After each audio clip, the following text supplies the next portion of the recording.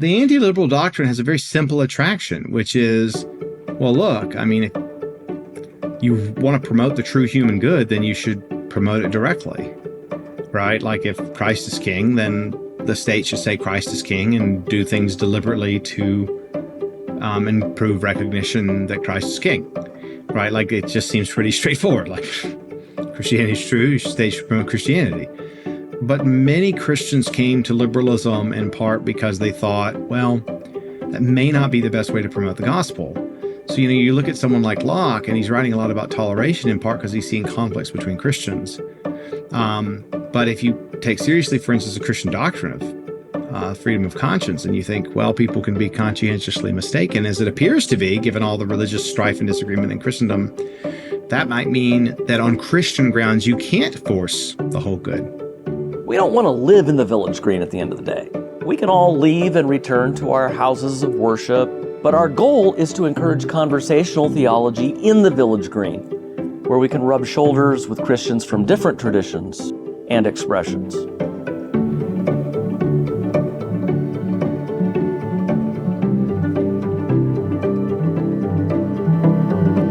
Dr. Vallier is professor of philosophy at the University of Toledo's Institute of American Constitutional Thought and Leadership. He is the author and editor of many books, including Liberal Politics and Public Faith, Must Politics Be War?, Restoring Our Trust in the Open Society, and Political Utopias, Trust in a Polarized Age. And the topic of this program is focused on his book, All the Kingdoms of the World, on Radical Religious Alternatives to Liberalism. Dr. Vallier, it is a pleasure to have you on. Thanks so much for having me. Trying to understand, first of all, what classical liberalism is and what anti-liberalism represents. I know that's kind of a nest to get into with all kinds of distinctions, but could you give us, first of all, a brief overview of what we're talking about? Sure. So when I talk about liberalism in the broad sense, I mean someone who approaches government with kind of four political values in mind. This isn't to say that about their ultimate metaphysics or their religion, but when they think about what government should and shouldn't do, they think something like the following. It should protect individual and small group freedom.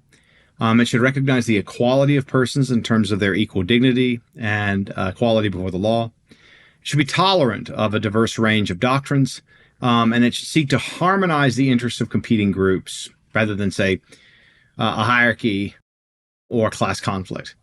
So these are four of the things I think are truly distinctive of the liberal tradition. Now, there are different kinds of liberals. Some liberals are really focused on natural rights. Some liberals are really focused on maximizing the good. Some liberals are left liberals in the sense that they think about equality, say, as requiring redistribution. Toleration means having a secular public square, as opposed to, say, classical liberals who would say something more like toleration allows for a range of open dialogue that can be religious and diverse, and that equal rights means something more like equal property rights and equal opportunities. So there's different kinds of liberals, but typically what they do is they say that what government should do for whatever reason is to protect the freedom and equality of persons and to tolerate and to harmonize difference. The post-liberal is interestingly different because really they're pre-liberals. Their understanding of the state is much closer to what we saw like the ancient, the medieval, and early modern world, which is that and really for most of human history, the goal of the state is to realize the true, unrestricted good life of the human person, meaning that there are no real restraints on what the state may do to promote the human good. The liberal will say something like, well, people disagree about the good, and so the state should try not to take sides in certain cases. But the post-liberal will say, well, that ends up, in effect, embodying a false view of the good. Really what we should be doing is promoting the true human good. Now, in the post-liberals case, in the Christian case, the thought is, well, what we're trying to do is to somehow promote Christendom. And there's different versions of that because Christians disagree. The Christian post-liberalist tends to be someone who says, well, we tried this liberal thing where we tried not to base society on the good. We did that. We based it on a false notion of the good, and that was worse for us. And now we should base it on the true Christian notion of the good, or at least the notion of the good that can be discerned by natural law. And all this business of toleration, the harmonization of interests, of unrestricted freedom, all of these really were just an attempt to mask what all societies ultimately really do, which is to promote the true good. So the liberal is someone who is trying to say in one way or another, if we try to embody the true good in politics, the whole good, we'll get less of it. And the post-liberal is pushing back. You write, this is from your introduction, liberal societies claim to advance human freedom and equality and resist building social life around a single religion. But today, an opposing clan of doctrines is on the rise. Call them religious anti-liberalisms. They claim that society should recognize a single religion as correct, and they reject liberal order with intensity and total conviction. 20th century politics focused more on economic conflict than religious conflict. Many thought that religion had become a private matter and would fade away. Yes, fanatics might sometimes intrude into secularized politics, but free societies would make quick work of these challengers. Sensible people could safely dismiss anti-liberals as theocrats, bigots, and fascists. No longer. Christian anti-liberalisms often appear after communism, or they develop as a reaction to excessive church-state separation in liberal orders. My book assesses the truth of these new anti-liberal ideologies. If you want to understand the case for and against them, this book is for you. And further, you write, as a Christian, I see the attractions of these orders, but I also think highly of liberal society. Radical alternatives to liberalism have significant weaknesses, so I reject these doctrines, but I do not dismiss them. What do you think is compelling about anti-liberal, in Christian circles, intellectual discussions at least? It seems that a Christian making the case for liberalism is going to be set back on his heels, that you're going to be a lonely person in that room. Yeah, I mean, it really depends on the time period. And it depends on what other Christians and non-Christians you're arrayed against. Christians are very happy to be liberal when everyone else is Muslim or communist, because liberalism has this really nice feature of equality, respecting diverse perspectives. And so when you're in the minority, liberalism's pretty nice. Now, in majority Christian societies, yeah, it's less common. But even there, liberalism came to be under Protestantism, and not for no reason. The Protestant doctrine of liberty of conscience, for instance, combined with the priesthood of the believer, starts to look a lot like proto-liberalism. If you think, look, people can be conscientiously convicted but mistaken, okay, they should have the freedom to be wrong. And if, all believers are priests, the thought is, if we can interpret Scripture for ourselves, why not the rest of morality? And this is why I think ultimately Christian nationalism is incoherent. Because it tends to be Protestant. This is why the Catholic version, the Catholic Integralist version, was the one that I took on in the book. Is because I think it's much more coherent. And so I actually think the Catholics are right that Protestantism tends to lead to liberalism. I don't think they're an unnatural pairing at all. And so while many Protestants protest against liberalism, they seldom protest against the version as I defined it. They usually mean something like theological liberalism or something like left liberalism. But usually when it comes to classical liberalism, almost all the Protestants I know are pretty favorable. Unless, like some friends of mine, they're just like very keen on the Anglican Church or something, an Anglican establishment. But I think that that one tends to bleed into Catholicism.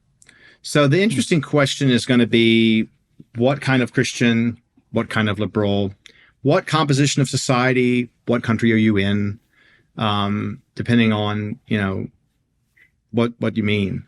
Now, the anti-liberal doctrine has a very simple attraction, which is, well, look, I mean, if you want to promote the true human good, then you should promote it directly, right? Like if Christ is king, then the state should say Christ is king and do things deliberately to improve recognition that Christ is king, right? Like it just seems pretty straightforward. Like Christianity is true, state should promote Christianity.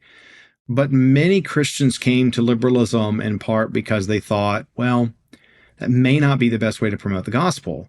So, you look at someone like Locke, and he's writing a lot about toleration, in part because he's seeing conflicts between Christians. But if you take seriously, for instance, the Christian doctrine of freedom of conscience, and you think, well, people can be conscientiously mistaken, as it appears to be, given all the religious strife and disagreement in Christendom, that might mean that on Christian grounds, you can't force the whole good. And maybe states are really bad at picking winners and losers, right? We're not to separate, Locke often pointed out from Scripture, the wheat and the tares. So there might be Christian grounds to move in a liberal direction. Yeah, I mean, that's even Augustine, right? This isn't the time to separate the wheat from the tares.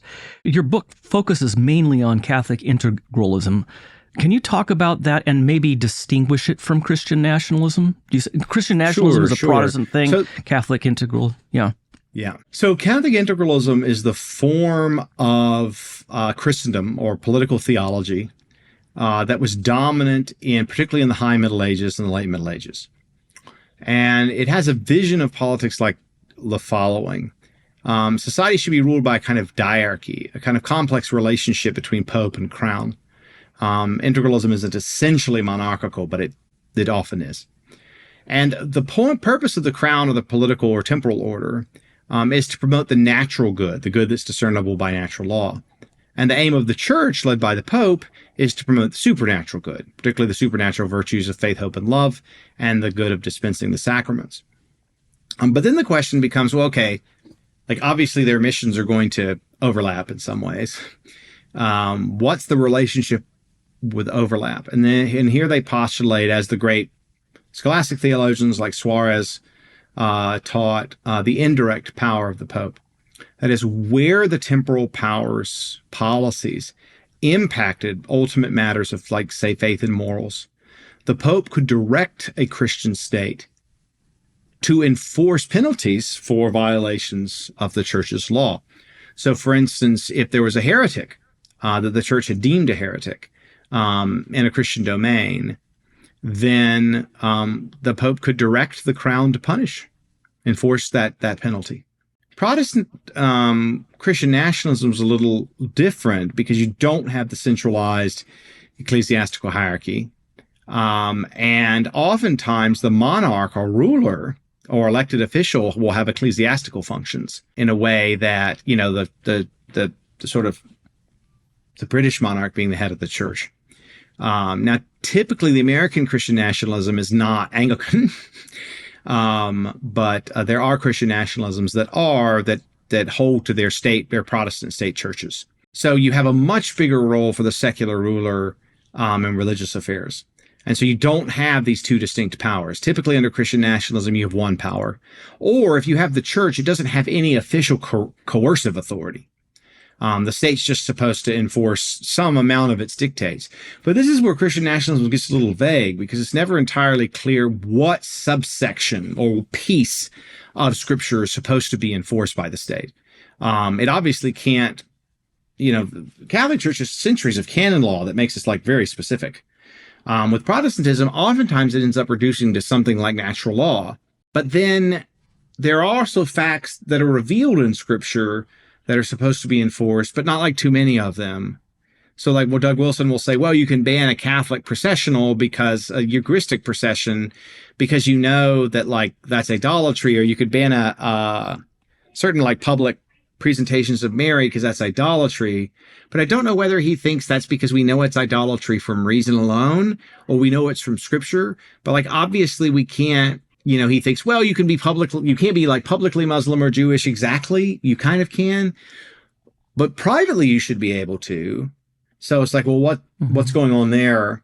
So I'm never quite clear with Christian nationalists about when does revelation get enforced versus not. That almost sounds like Hobbes.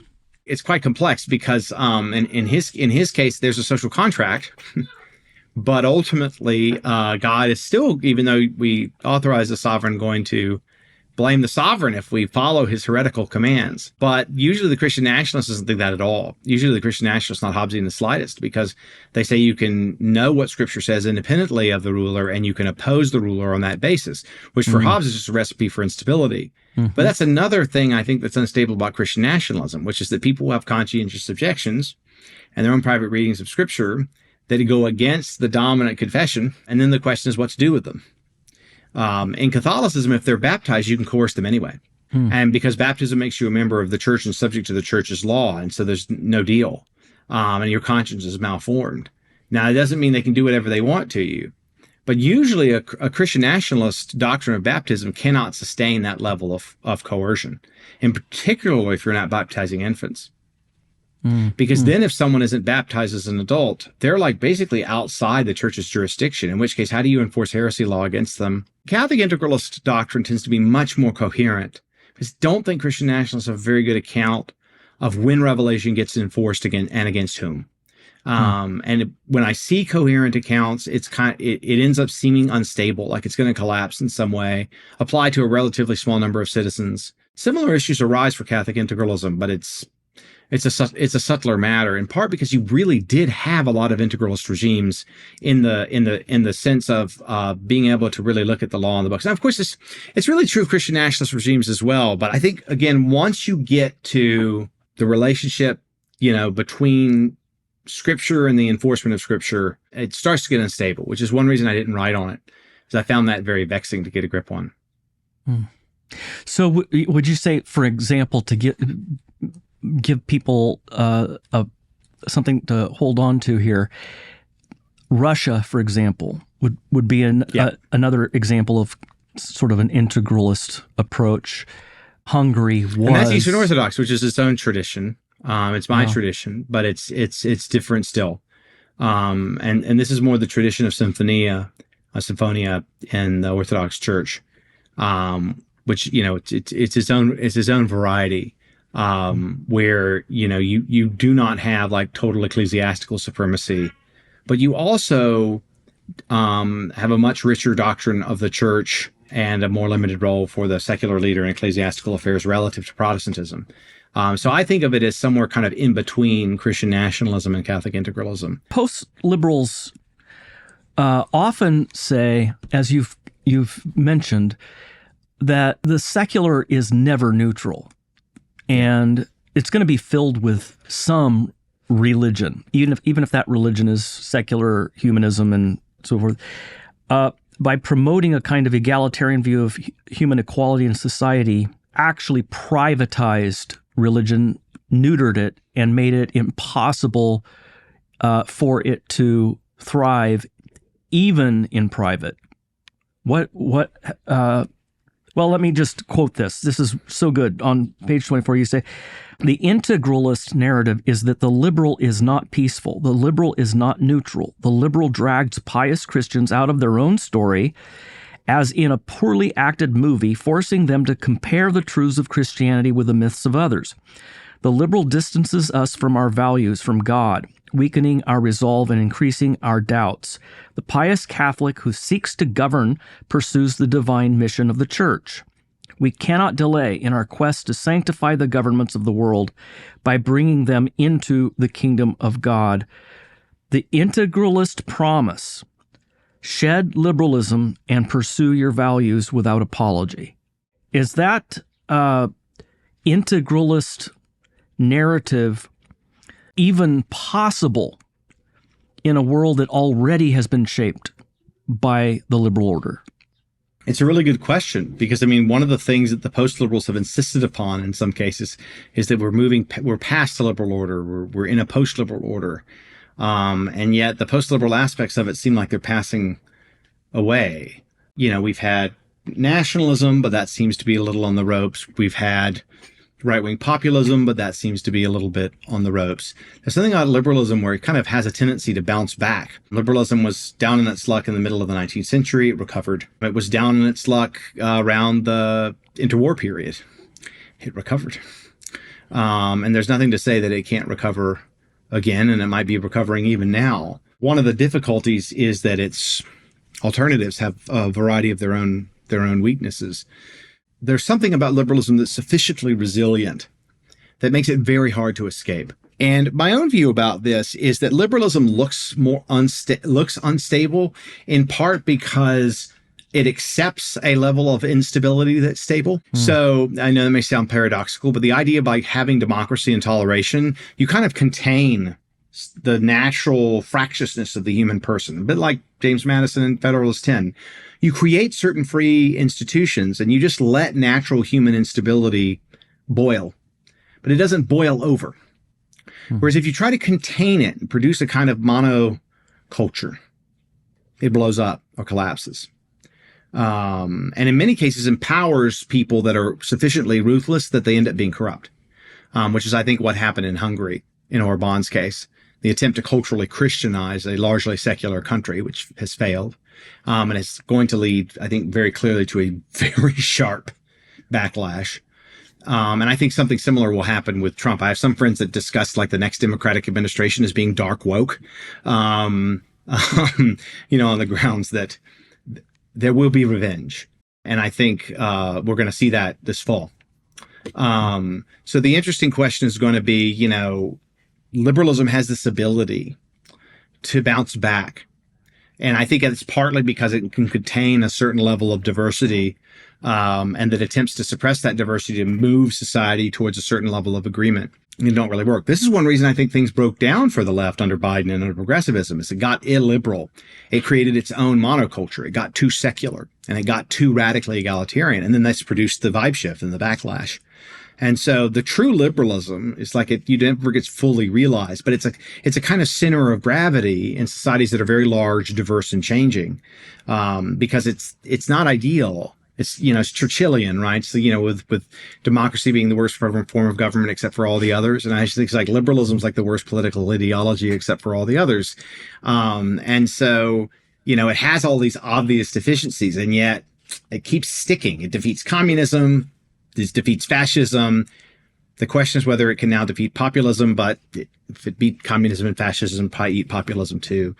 So that's going to be, the only thing actually so far it hasn't been able to eat is Islam. That's really the only doctrine that liberalism has ever really been resisted by. And I'm not saying that as someone who's excited about that necessarily. I mean, I'm very much a Churchillian liberal. It's the worst ideology except for all the others. I don't think a Christian can be happy with any of the ideologies on offer. They're all imperfect approximations of the truth at best. So, I'm not, I wouldn't describe myself as a happy liberal, but a Churchillian one. Well, and a Christian has a kind of sober view of this, right? The fall, human sinfulness and so forth, that was very much something that Madison was aware of. It's kind of baked into the project, isn't it? That hey, don't expect much from humanity and don't expect much from the government. It's basically we have to preserve people from the government trying to reach into every aspect of our lives. Yeah, and I think that the more your liberalism is kind of Augustinian, or is another way to say Churchillian, I suppose, it's all fallen, the more amenable to Christianity it becomes. The more of a kind of ideal theory liberalism is, the more hostile to Christianity it becomes. This is one of the difficulties of the liberal theories that's sort of common in political philosophy, is that they create this kind of deep suspicion of religion, even though they shouldn't in principle, if they're rightly understood. It's interesting, the ways in which liberalism can go wrong. And this is one of the things we're seeing in the book. It's like liberalism has a secularizing tendency. If there's anything that, for instance, all liberals agree upon from the very beginning, is you shouldn't have an established religion beyond like some like mild Anglicanism or something. And that leads some to say, well, we should go much further than that. There's a sense in which a truly tolerant public square can't prioritize a particular faith at the truth of a particular faith. Of course, the Christian can't really say that. We want everyone to be Christians, period. That's what's best for them, right? And so any society that says, well, no, Christianity is not true, or we're not going to talk about it, has to be resisted. So the interesting question is, when Christianity contends with liberalism, do we have to throw the whole thing out, the whole liberal thing out, or do we get something chastened that's better and tolerable? And that's my view, that when Christians try to overthrow liberalism, we get worse things. So, that's the question is, what is the most stable instability? I like that. Yeah. You give a couple of different examples of Catholic post-liberals. You say folks like Patrick Deneen and Sohrab Ahmari are strategists, and you say figures like Adrian Vermeule and Thomas Pink are theorists. Maybe explain the differences in position between these groups. Well, it's quite complicated because it's all moving around. So Pink is in many ways like the sort of intellectual godfather of the integralist movement, but he's not interested in political power at all. He's a British philosopher who I actually have an extremely high opinion of. We have a nice exchange on integralism in the American Catholic Philosophical Quarterly that just came out. So he's over there and watching all of this kind of American stuff go down and thinking it's very strange. Vermeule was the sort of head of the American integralist movement, but it's really since fractured and died down a whole lot in ways that are really interesting. I thought it would maybe revive a bit with Vance being vice president, but I actually think that's made things worse. Because he hasn't been a good post-liberal in power. Deneen has said he's moved on from talking about post-liberalism. His next book's on the Odyssey. And Ahmari is gone his own way. It's not even clear he's post-liberal anymore. He's more of a pro-life social democrat who focuses much more on the economic teachings of the papacy on behalf of the working class now, and has come out against Trump pretty forcefully in the last couple of weeks. Deneen's gone largely politically silent, and Vermeule's mostly focused on constitutional theory these days. So, when I wrote the book, 2122, it was a much more coherent movement. But really in 2025, things started to break down. And that's been a very interesting phenomenon in its own right. You say that maybe in the next decade or two, you could have a young Catholic on the Supreme Court who's influenced by Vermeule or by Catholic integralism. Yep. What would that look like? Well, we have a somewhat clearer view of it now.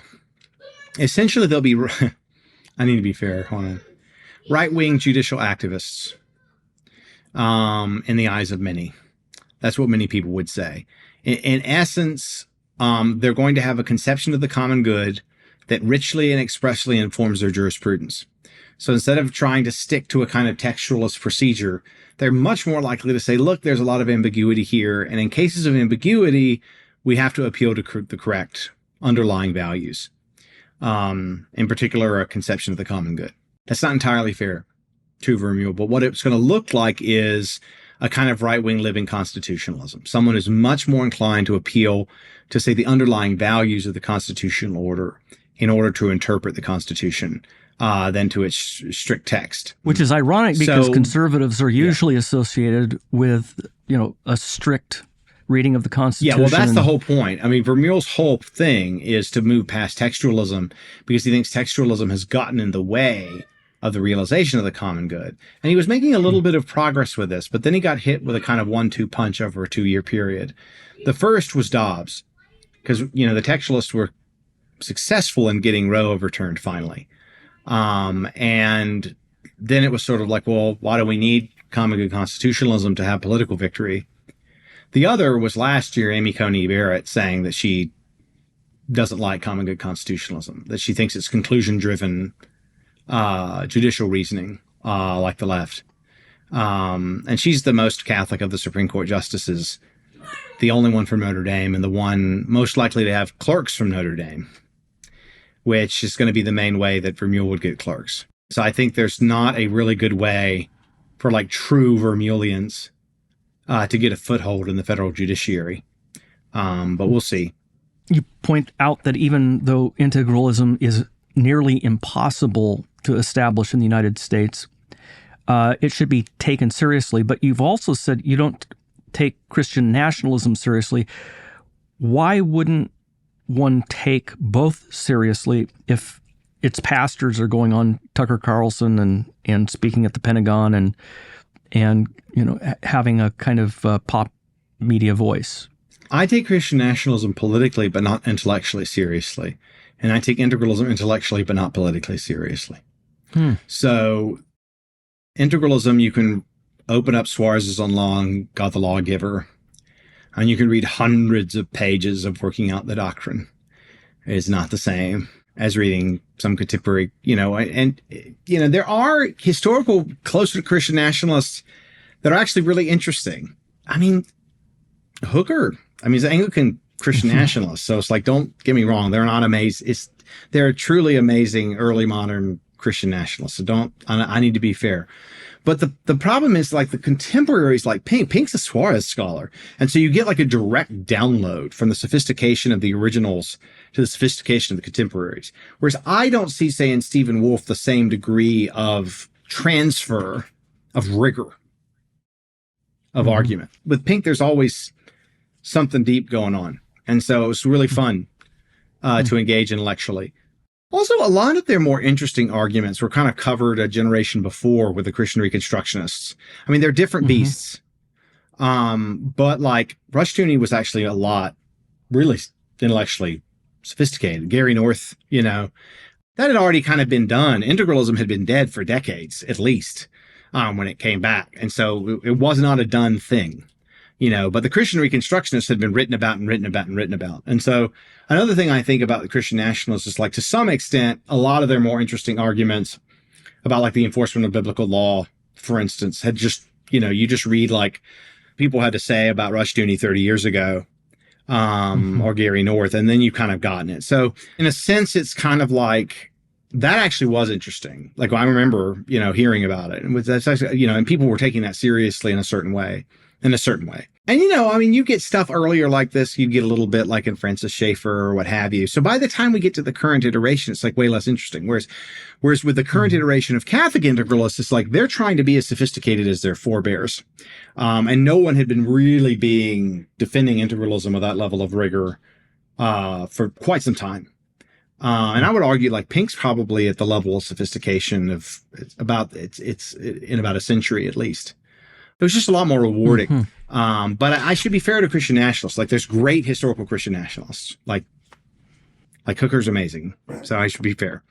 And there's people who have made arguments about enforcement of biblical law, like in a Calvinist frame, like Rushdoony, who were like, at least they wrote a whole lot. At least there's a lot of books.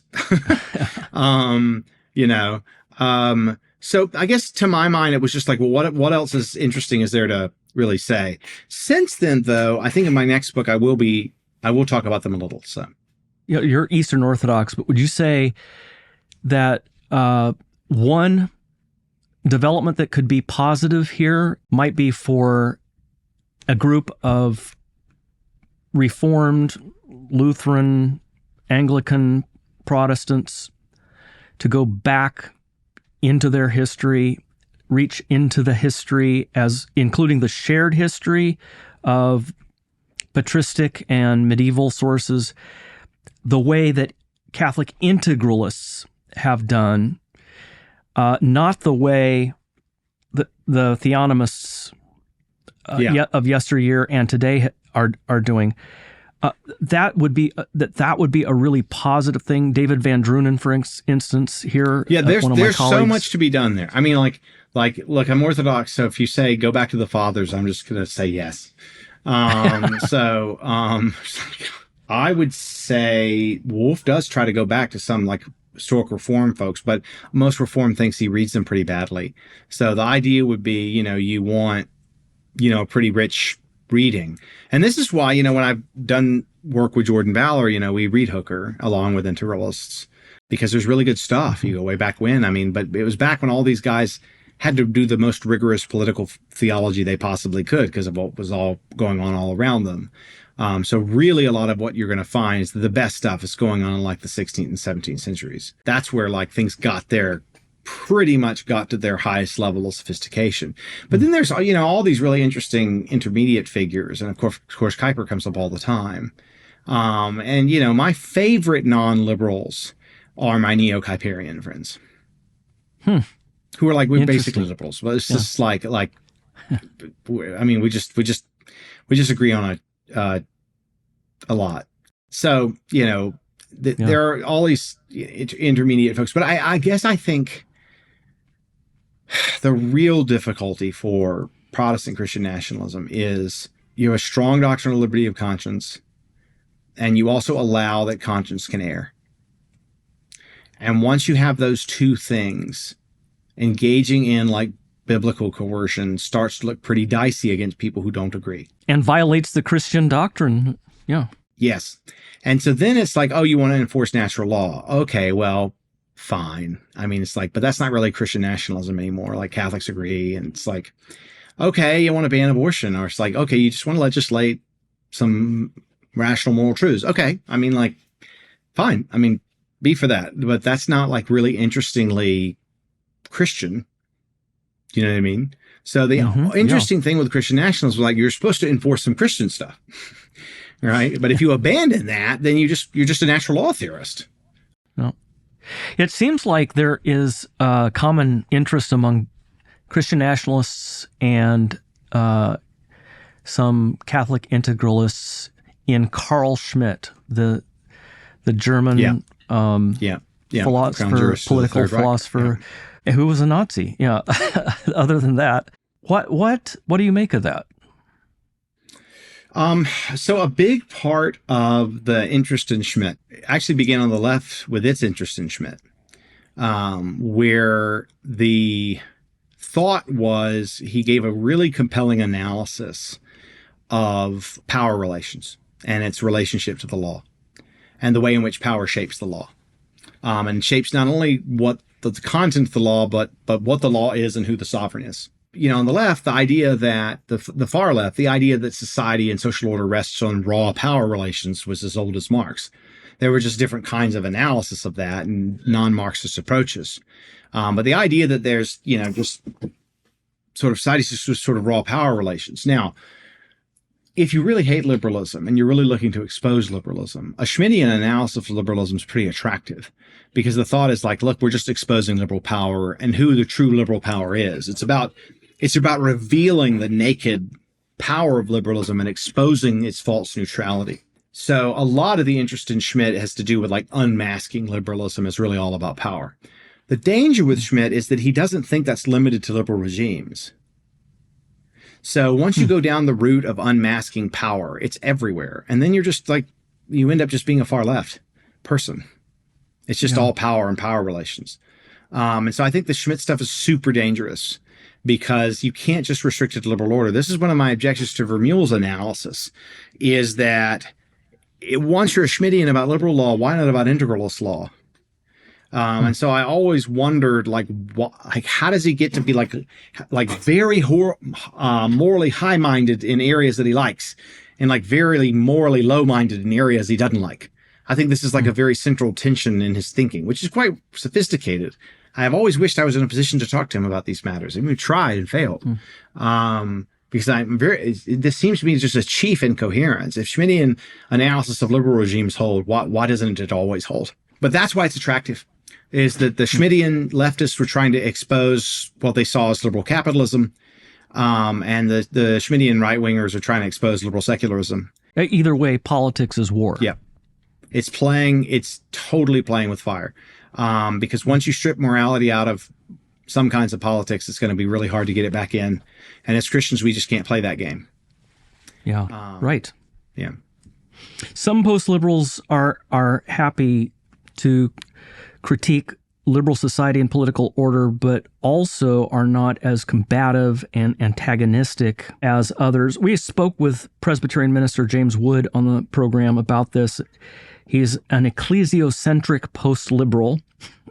So he's not someone associated with the more radical depictions that we see online, but he still thinks it's proper for the civil magistrate to promote Christianity since it's the true religion.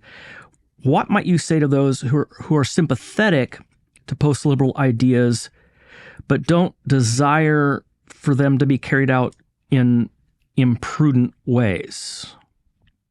So the interesting question for guys like James, who I like, is always, if the state should promote Christianity, but not in the integralist way, in what way? And when you start to spell those out and you look for an underlying principle, there's going to be an instability. And the instability is either going to be, well, if you're not okay with some coercion, why not more? Mm-hmm. And if you're not okay with some kinds of coercion, why not less? This was Locke's argument against Proust in their debates about toleration. A lot of people think that Proust won that exchange, and I did for a while, but I think Locke's later points were good, which is Proust would always say, well, I'm not for all of that coercion. I'm only for some. Like, I'm only going to force people to show up to church. I'm not going to force them to believe. And Locke's question was like, well, I mean, why is that principled? Why are you entitled to say, and James wouldn't even force people to go to church, right? Vermeule would force people to go to Mass. And of course, then the question of whether you'd force baptized Jews to go to Mass comes up, and then he blocks you. But, the James wouldn't force people to go to church. But I mean, for many parts of American history, like if you were a member of a church, you did have to go. Of course, whether we allow diverse membership in most states, but the thought was like, yeah, you got to go. Like, you got to go to church. So then the question is going to be, okay, well, I'm for this kind of religious coercion, but not this kind. And the question is why? And you might just be like totally prudential and say, well, this kind is shown to work and this kind's not shown to work. And then I just want to see the data. Yeah. And there's not any really. At the end of the day, it comes down to sentiment, right? I feel that this would be where you would stop. And I feel that you could probably legislate this, but not that, rather than principled arguments. Yeah, it's just it's a question about what that stable middle ground would be. Because my thought is either it's so weak it won't matter, or it's so strong that it violates the dignity of the person. So in Islam, it's strong enough to matter, but it violates the dignity of the person.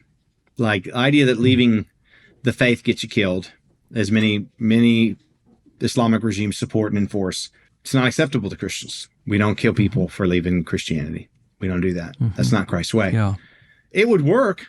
I mean, and also, okay, we could tax more heavily people that don't agree with us. That works for Islam. That's one of the main ways. They're the only group of people that can destroy us. And it's because they're incredibly patient. That's one of the things I learned from studying Islamic anti-liberalism. They're incredibly patient. They take over. Post-millennials. You conquer, you impose the jizya, you don't force people into the faith, but you create financial incentives for them to join, and then once they join, they can't leave. And then you'd wait centuries. That's what's happened. That's how you turn a Christian country into Islamic country, essentially. It's happened a lot, many times. But we can't do that, right? Like, we're not allowed to do it. And no integralist or Christian nationalist think that's at all acceptable. None of them. And because one of the things we understand as Christians is we really do believe in free will. So in Islam, it's really fate. And I think that has a really big effect because it's like, well, we think, well, no, the will has to be free. They don't believe in free will. Just to tell people that they have to worship the right God, and they have to worship Him in the right way, and they have to not only affirm that the chief end of man is to glorify God and enjoy Him forever, but that the state has a duty to enforce that, is a violation of Christian doctrine itself, as you say, of people. It's just a structural disadvantage. It's just our disadvantage with respect to Islam. Our main advantage with respect to them is we're better evangelizers because they don't really do that. So, that's the dynamic. We create richer societies and we educate women, and so we have a lower reproduction rate. But we want to do that. There's no Christian country in which the education of women is banned. So, once women get college degrees, birth rates tend to fall pretty fast. I just think we have to deal with our structural disadvantages because we have to trust Christ that if we follow His commands, that things will work out.